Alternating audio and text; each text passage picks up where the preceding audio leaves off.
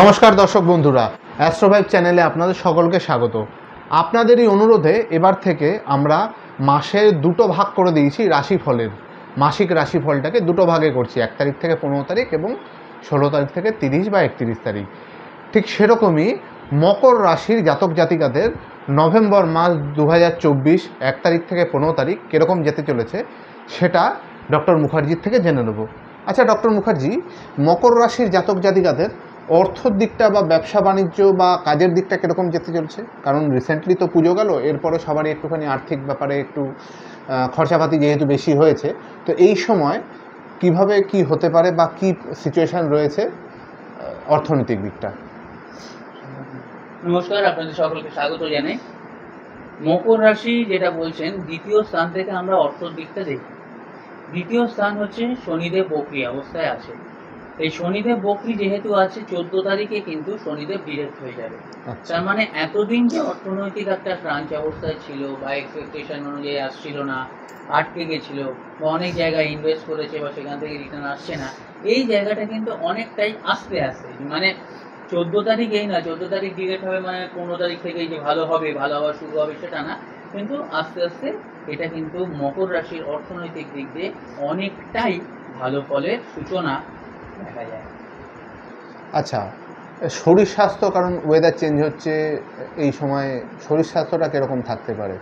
শরীর স্বাস্থ্যের দিক দিয়ে যেটা দেখা যাচ্ছে, মকর রাশি কিন্তু জয়েন্ট পেন দেখা যাচ্ছে, উচ্চ স্থান থেকে পতন দেখা যাচ্ছে, কিন্তু এছাড়া একটু সাবধানে চললে, কারণ একটা ব্যাপার কি হবে, বৃহস্পতি বকরি হলেও বৃহস্পতির নবম দৃষ্টি রাশির ওপর আছে। বৃহস্পতি যেহেতু রাশির ওপর নবম দৃষ্টি আছে, সেহেতু অনেকটাই ভালো দেখা যায়, লক্ষ্য করা যায়, কিন্তু বকরি তো সেই কারণে মানে অনেকটা আবার মানে ফলগুলো অনেকটা স্লো হয়ে যাবে। তা সেই কারণে মোটের ওপর শুভ, কিন্তু একটু রোগ হলেই বা একটু কোনো অসুস্থতা হলে যেন ওটা গাফিলতি না করে। আচ্ছা, একটুতেই ডাক্তার দেখিয়ে নিল, কারণ অনেক সময় আমরা নিজেরা ট্রিটমেন্ট শুরু করি বা অনেক সময় অনেক কিছু করি, তো সেইখান থেকে কিন্তু একটা সাবধান বাণী এই গোচরকালীন অবস্থায় দেখা যাচ্ছে যে নিজেদের একটুতেই যদি ডাক্তার দেখিয়ে নেয় বা সজাগ হয়, তাহলে ঠিকই আছে, কোনো চিন্তা নেই। আচ্ছা। আচ্ছা, পড়াশুনোর দিকটা কীরকম থাকতে পারে? কারণ পরীক্ষার আশেপাশের সময়টাই এই সময়টা। পড়াশোনার দিকটা খুব ভালো, এবার পড়াশোনার দিকটা মোটের ওপর শুভ। কেন খুব ভালো, খুব মোটের ওপর শুভ? যে জায়গাটা দেখা যাচ্ছে, আমরা পঞ্চম স্থান থেকে বিদ্যা দিই, চতুর্থ এবং পঞ্চম, এই চতুর্থ অধিপতি হচ্ছে মঙ্গল এবং পঞ্চমে আছে বৃহস্পতি। এইখানে আবার যখন এই মানে চতুর্থ অধিপতির ওপরে রাহু নবম দৃষ্টি পড়ছে, তার মানে একটু পড়লেই ভাববে আমার পড়া হয়ে গেছে, একটু লিখলেই আমার লেখা হয়ে গেছে, মানে এই জায়গাটা ভালো করে সিরিয়াসলি পড়তে হবে, লিখতে হবে, এবং পরীক্ষার খাতায় যেটুকু করলো সেটা যদি সজাগভাবে দেখে একটা রিভাইজ করে, না রিভিশন একটা ব্যাপার আছে, যে যতটাই লিখবে যদি রিভাইজ করে, তাহলে কিন্তু অনেক ভালো রেজাল্ট। আর বাড়িতে পরীক্ষার মতন পড়া, মানে ধরুন 2 ঘন্টা বা 3 ঘন্টা একটা অ্যালট করে দিয়ে যে এই কটা কোশ্চেন হয়, পরীক্ষার ছলে ওই রূপেই যদি পড়ানো হয় বা পড়ে আর কি, তাহলে বিদ্যার ক্ষেত্রে মকর রাশি খুব ভালো ফল আশা করা যায়। কিন্তু ইন্ডিভিজুয়াল টু ইন্ডিভিজুয়াল হরোস্কোপ এটা ভ্যারি করে, সেটা তো ভ্যারি করে। হ্যাঁ, দশা অন্তর্দশা তার নিজের ছকে কি বলছে, বাস্তু কি বলছে, এই জায়গার উপর নির্ভর করছে, তাছাড়া কিন্তু খুবই ভালো। আচ্ছা, যারা রিলেশনে গিয়েছেন পুজোর পরপরই, যেহেতু অনেকেই রিলেশনে গিয়েছেন, আশা করব আপনারা অনেকেই নতুন সম্পর্কে জড়িয়েছেন যারা সিঙ্গেল ছিলেন, আবার অনেকে বিয়ের কথাও চিন্তা ভাবনা করছেন বা বিয়ের জন্য পাত্র বা পাত্রী দেখছেন। তা যারা নতুন রিলেশনে গিয়েছেন বা শুরু করতে চলেছেন, এবং যারা অলরেডি রিলেশনে আছেন বা সংসার জীবন করছেন, তাদের রিলেশনগুলো কিরকম যেতে পারে এই রাশির জাতক জাতিকাদের? মকর রাশির একটা সুখবর হচ্ছে, মকর রাশির বিয়ের খবর আসবে। আচ্ছা, বিয়ের সম্পর্ক আসবে, বিয়ের সম্বন্ধ আসবে, বিবাহ কেন্দ্রে মানে বিবাহর দিক দিয়ে সম্পর্ক আসবে ও সম্বন্ধ আসবে, বা আপনার অনেক কিছু, এই যে ধরুন জাতক বা জাতিকা, সেইখান থেকে কিন্তু জোটকটা বিচার করে নিতে হবে। জোটক বিচার করা মানে এই না যে 36টা পয়েন্ট মিলে গেল, সেখানে অনেকে 20, 22, 25, 27 পেয়ে গেল, রাজ্যটক এটা না। সপ্তম স্থান দেখতে হয়, এই যে 8টা কূট, এই নারী কূট, তারা কূট, বর্ষ কূট, এই কূটগুলো দেখতে হয়। অনেক সময় দেখা যায় রাজ্যটক 36-এ 32 পেয়েছে, 1 মাসও টিকলো না।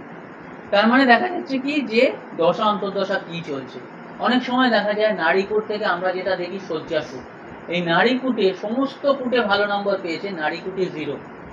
শয্যাসুখের অভাবেও কিন্তু সেখানে ডিভোর্স বা সেপারেশন হয়ে যায়। এই কুট বিষয়টা কি, বা এই যে মূল ব্যাপারটা বিষয় বললেন? হচ্ছে এক একটা পয়েন্ট, এই যখন বিস্তারিত জোটক বিষয়ের সম্পর্কে বলবো, বিবাহ সম্পর্কে বলবো, সেই তখন আলোচনা করা যাবে। আচ্ছা, এগুলো আচ্ছা। একটা ভাইটাল নিয়ে নয়, যেমন আমাদের ছোট ছোট নার্ভ, বড় বড় নার্ভ, তারপর বড় শিরা, ভেন, এইগুলো নিয়ে আমাদের যেমন শরীর, আমাদের কতগুলো যে হাড় আছে ছোট বড় মাঝারি করে, তবে তো একটা শরীর বলছে। ঠিক কথা। ঠিক তেমনি এইভাবেই কিন্তু পার্ট বাই পার্ট সেখান থেকে বিচার করা যায়।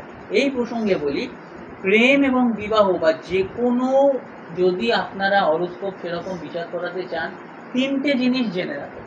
একটা হচ্ছে জন্মকুণ্ডলী, একটা হচ্ছে নবাংশ, আর একটা হচ্ছে স্বরবর্গের ষোড়শ মানে D16। এই 3টে কিন্তু বিচার করার খুব দরকার, বাকি 13টা কিন্তু অতটা ভাইটাল নয়। তবুও আমরা কান দেখি, এই দেখি, কিন্তু এই 3টে দেখতেই হয়। আপনার যে প্রশ্নটা ছিল প্রেম এবং বিবাহ, এই জায়গাটা যদি একটু বিচার করে করায়, কারণ রাহু আমাদের কি দেয়, মরিচিকার মতন। রাহু সবকিছুই ভালো, সবকিছুই দেখিয়ে দিল। এই যে মাথাটা ঘুরে গেল বা আমরা সবকিছু ভালো দেখলাম, কিন্তু দেখা যায় কি অনেক সময় সেটা ভালো হতে এলো না। এই জায়গাটা যদি আমরা একটু সজাগ হই, তাহলে কিন্তু মকর রাশির প্রেম বলুন, বিবাহ বলুন, সম্পর্ক, এটা বিজনেসের ক্ষেত্রেও বলুন, অনেকটাই কথা হবে। আর কোনো স্পেশাল কোনো বক্তব্য কিছু আপনি যদি বলতে চান? এখানে দেখা যাচ্ছে যে ভাগ্যর জায়গায়, যে মকর রাশির ভাগ্য, ওই জায়গায় কিন্তু কেতু বসে আছে, কিন্তু হোয়ারাস বৃহস্পতির দৃষ্টি এবং শনিদেব ডিরেক্ট হচ্ছে। এই শনিদেব ডিরেক্ট হচ্ছে এবং বৃহস্পতির দৃষ্টি, এই জায়গা থেকে কিন্তু মকর রাশির যে ভাগ্য বিড়ম্বনার যোগ চলছিল, সেই জায়গাটা অনেকটা ভালো। এই বিষয়ে আমি একটা উপায় আপনাদের বলে দিচ্ছি, এবং এর মধ্যেই বলি, যাদের জন্মছক বা জন্ম তারিখ জানা নেই তারাও যোগাযোগ করতে পারেন। দু বেলা গুড় নেবেন, গুড় নিয়ে শনিদেবের মন্দিরে যাবেন শনিবার, কালো একটা শালু নেবেন, নিয়ে শনিদেবের গলায় এরম ভাবে ঝুলিয়ে দেবেন। একদিকে একটা গুড় বাঁধা থাকবে, আরেকদিকে একটা গুড় বাঁধা থাকবে। মানে একটা কাপড় নেবেন, নিয়ে দুদিকে গুড় বাঁধিয়ে দিয়ে এইভাবে শনিদেবের গলায় দিয়ে দিবেন। এইটা শনিবার দেবেন, ধূপ দ্বীপ দিয়ে আসবেন।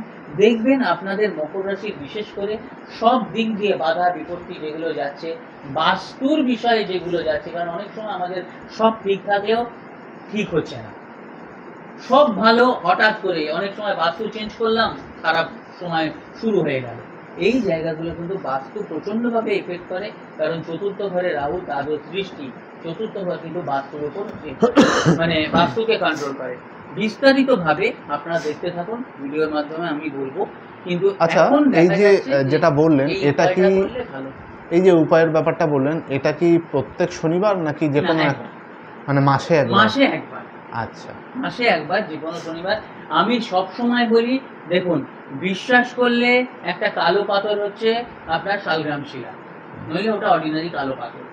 বিশ্বাস আর ভরসা যদি করা হয়, তাহলে আমাদের নিশ্চয়ই ভালো ফল হবে, কারণ কোনো জন্ম ছক ফালতু নয়, নেগেটিভ নয়, কোনো মানুষ বৃথা এই জন্মে আসেনি। সেই কারণে নিজেদের মনের জোর বাড়ান আর এগিয়ে যান, ঠাকুর নিশ্চয়ই আপনাদের ভালো করবে। তাহলে দর্শক বন্ধুরা, আপনারা অলরেডি জেনে গিয়ে মকর রাশির জাতক জাতিকাদের 1 তারিখ থেকে 15 তারিখ নভেম্বর মাস 2024 কীরকম যেতে চলেছে। আপনাদের এতক্ষণ ধরে ভিডিওটি দেখার জন্য অসংখ্য ধন্যবাদ। মুখার্জিবাবুকেও ধন্যবাদ এতক্ষণ ধরে এত ভালো ভালো জিনিস আমাদেরকে জানানোর জন্য। আপনার যদি মকর রাশি হয়ে থাকে, সেক্ষেত্রে আপনি যদি কোনো প্রশ্ন করতে চান আমাদের, অবশ্যই কমেন্টে আমাদেরকে প্রশ্ন করতে পারেন, আমরা সেই নিয়ে আলাদা করে ভিডিও করব। এবং আপনার কাছের মানুষদেরকে ভিডিওটি শেয়ার করুন, এবং পরবর্তী 16 তারিখ থেকে 30 তারিখের ভিডিওটি দেখতে চ্যানেলটা সাবস্ক্রাইব করে বেল আইকন প্রেস করে দিন, অল নোটিফিকেশান অন করে দিতে ভুলবেন না। এতক্ষণ ধরে আমাদের সাথে থাকার জন্য ধন্যবাদ, ভালো থাকবেন, নমস্কার।